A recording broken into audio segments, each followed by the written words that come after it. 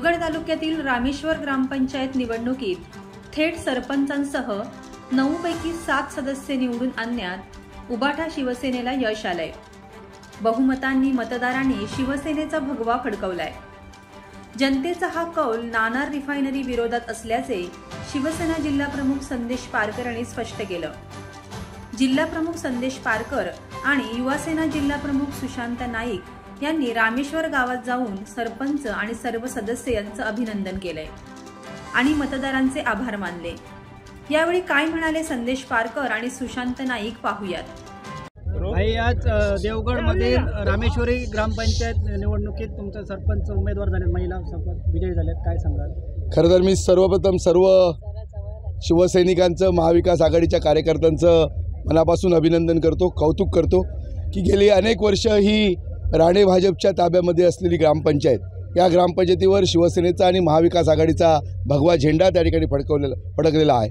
या ठिकाणी आमच्या सरपंच पदाच्या उमेदवार या मोनिकाताई जवळजवळ 206च्या मताधिक्यानं या मतदारसंघातनं, या गावातनं त्या ठिकाणी सरपंच म्हणून त्या ठिकाणी निवडून आलेले आहेत। त्या 9 सदस्यांपैकी 7 सदस्य हे शिवसेना महाविकास आघाडीचे ग्रामपंचायत सदस्य त्या ठिकाणी निवडून आलेले आहेत आणि पूर्णतः एकतर्फी विजय हा या सगळ्या गावामध्ये, रामेश्वर या गावामध्ये त्या ठिकाणी शिवसेनेचा आणि महाविकास आघाडीचा झालेला आहे। खरं तर जी विकासाची जबाबदारी इथल्या ग्रामस्थांनी, इथल्या जनतेने जी शिवसेनेवर, महाविकास आघाडीवर दिलेली आहे, नक्की ती जबाबदारी आम्ही पूर्ण करू। या गावाचा येत्या 5 वर्षामध्ये सर्वांगीण विकास करण्याची जबाबदारी खासदार विनायक राऊत साहेबांच्या नेतृत्वाखाली, आमदार वैभव नाईकांच्या नेतृत्वाखाली शिवसेनेचा आणि महाविकास आघाडीच्या माध्यमातून त्या ठिकाणी केली जाईल।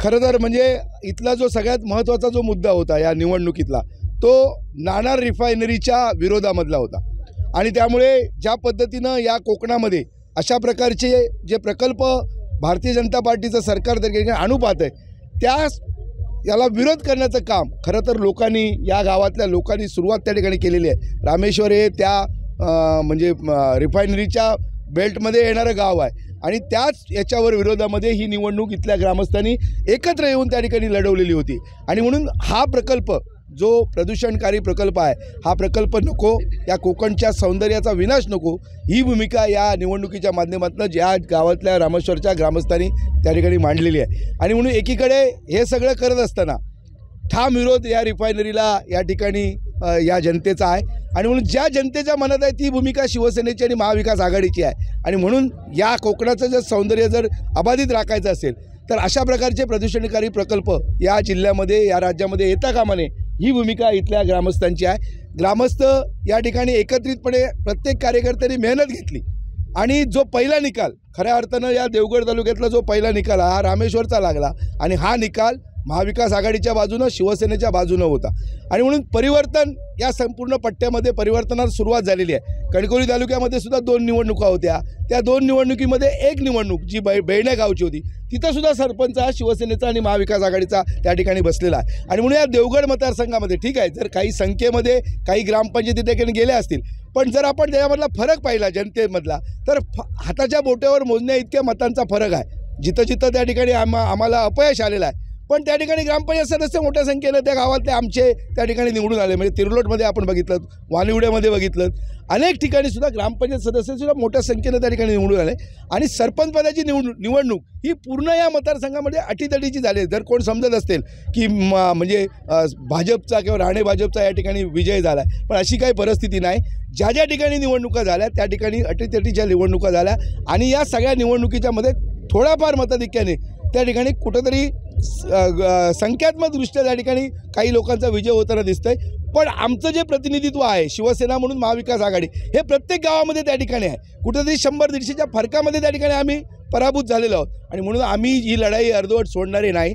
या पुढच्या काळामध्ये शिवसेना महाविकास आघाडी हे जसाच तसं उत्तर हे राणे भाजपला दिल्याशिवाय राहणार नाही। खऱ्या अर्थानं या देवगड तालुक्यामध्ये, या रामेश्वर ग्रामपंचायतीमध्ये एकतर्फी सत्ता हातात घेताना राणे भाजपच्या अस्तित्वाला खऱ्या अर्थानं सुरुंग लावलेला आहे। कणकवली तालुक्यामध्ये सुद्धा बेळणे गावामध्ये सरपंच बसून त्या ठिकाणी सुद्धा त्यांच्या राणे भाजपच्या अस्तित्वाला सुरुंग लागलेला आहे। त्यामुळे ही सुरुवात आहे, परिवर्तनाला झालेली सुरुवात आहे आणि म्हणून येत्या काळामध्ये 2024च्या निवडणुकीमध्ये, मग ती लोकसभेची असेल, विधानसभेची असेल, या निवडणुकीमध्ये या जिल्ह्यातली शिवसेनेची महाविकास आघाडीची ताकद त्या निवडणुकांमध्ये आम्ही दाखवू. येणाऱ्या विधानसभेवर त्या ठिकाणी शिवसेनेचा भगवा फडकेल आणि खासदार विनायक राऊत हे प्रचंड मताधिक्याने या मतदारसंघातनं लोकसभेचे खासदार त्या ठिकाणी होतील.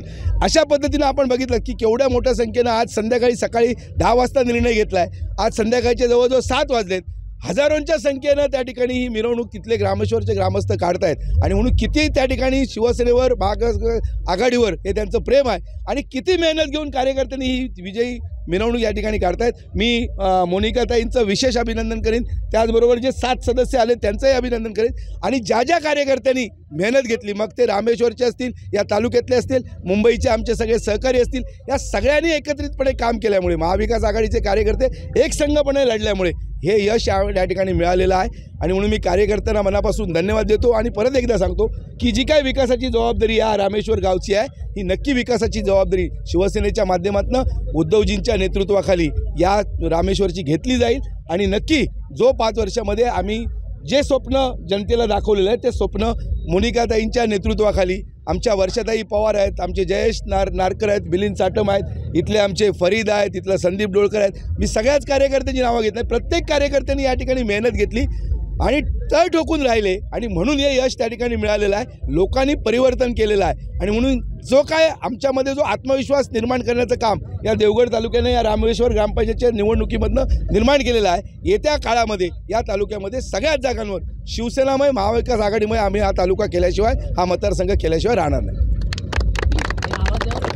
नमस्कार. सर्वप्रथम सर्व रामेश्वर ग्रामस्थांचे मनपासून आभार, कारण काय एवढ्या 206 मतांचा विजय आहे हा, त्याच्याबद्दल आम्ही त्यांचे सर्वांचे मनापासून आभार मानतो. आणि एवढ्या वर्षांचं आमचं स्वप्न होतं की रामेश्वर गावामध्ये आपली सत्ता असावी आणि हा तो भगवा फडकावा, तर आम्ही ह्याच्यामध्ये तो आम्ही करून दाखवला. याच्यासाठी माझे सर्व सहकारी आणि सर्व ग्रामस्थांचे मी मनापासून आभार मानते.